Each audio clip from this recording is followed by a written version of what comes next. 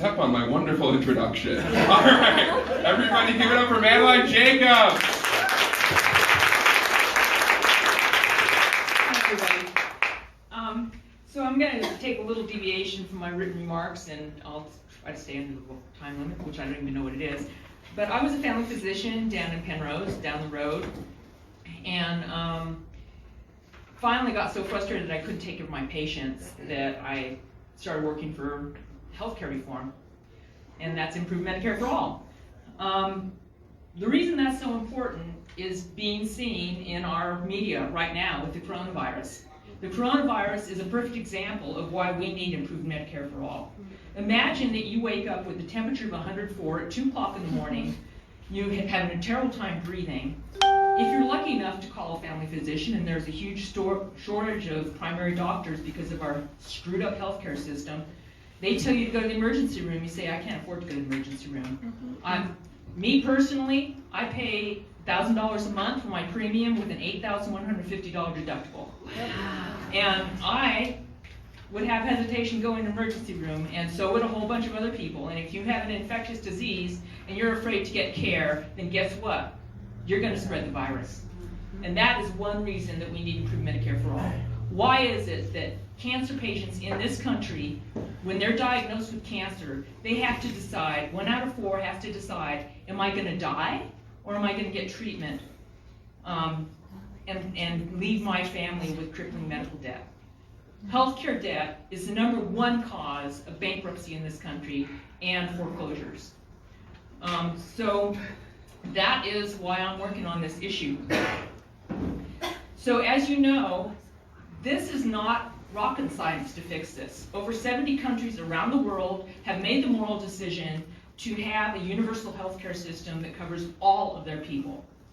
In addition to covering all of their people, they cost 1/2 or less per capita than the United States, and their health outcomes are better.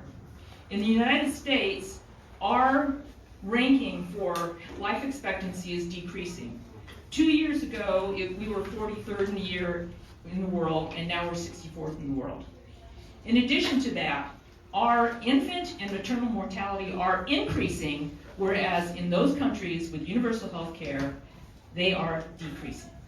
That is the great American system. And why? It's because our system is set up for profit. It is not set up for health care. In fact, the goal of the health insurance industry is to not provide care. Their de facto thing is deny claims. I was at Cory Gardner's Colorado Coffee back in 2017 when I was going around and starting my activism, and I was also in the Women's March in Washington, D.C., which was amazing. But at that Colorado Coffee, I met a young man from here in Colorado Springs who worked for Blue Cross Blue Shield, and his software was written to automatically deny claims. So you can just expect to not get your care paid for because it'll cut into some CEOs or shareholders' profits. That does not happen in a system where everyone is covered, and the goal of the system is health care, not profit.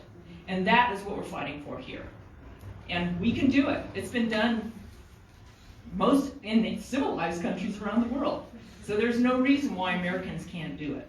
No, I don't know where the can-do spirit of Americans is in this situation in Washington, but we certainly can do it. It's not hard. So that's basically all I'm going to say right now. There is a bill sitting in both houses of Congress. The one in the Senate was written by Senator Sanders, and the other one is what I call in the House. So I encourage you all to let the ding-dongs who are representing you in this county, like Mr. Lamborn, know that you support this. Like Cory Gardner, you support this.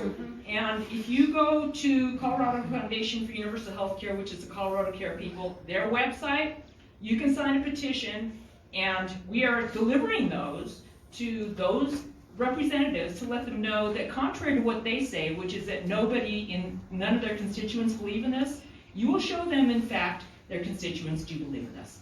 So thank you very much.